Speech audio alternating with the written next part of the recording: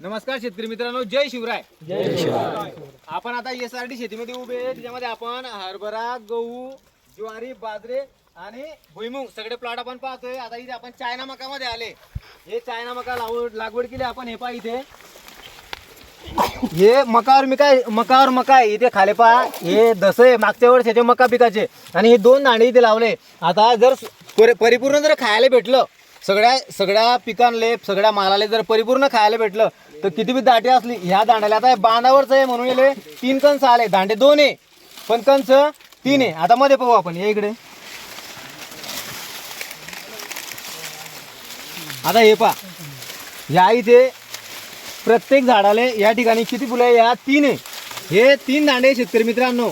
हे एक कणूस 200च्या वरच भरीन, 200 ग्रॅमच्या वर भरीन, कारण 200 भरणारं कणूस इथपर्यंतच भरेल राहतं. हे पहा हे 200 आणि हे 200 म्हणजे 600 ग्रॅम एका फुलीले होतं. एका ठिकाणी 600 ग्रॅमचं वजन येते. हे पहा या इकडे. हे पहा हे पण 2 झाडं एका ठिकाणी आहे. हे कंस पहा तो लाव त्यांना तिकून.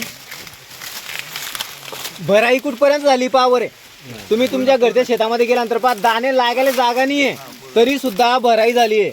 म्हणजे SRD शेतामध्ये असं काही नाही की पीक कमी होईल, निंदेल नाही आपण नागरेल नाही तरी बी पीक येणार नाही असं नाही. कणसाची साईज पहा, भराई पहा, दाना पहा, फुल भरलेलं आहे. दाना फुल भरलाय. हे एकच झाड आहे तर हे जवळजवळ तुमचे 360-300 ग्रॅम जाणार आहे. म्हणजे उत्पन्न वाढ असं नाही की उत्पन्न कमी होईल, उत्पन्न 100% वाढेल. हे एका ठिकाणी 2-2 दाणे. हे एका ठिकाणी 2-2 दाणे चायना पद्धत मध्ये लागवड केली आहे. हे पहा हे 2 दाणे, हे तिकडचे 2 दाणे, हे इकडचे 2 दाणे. कुठे कोणताही कणूस असं नाही की कणूस हलका आहे म्हणून. कणूस शेवटपर्यंत भरलेलं आहे. हे पहा चला.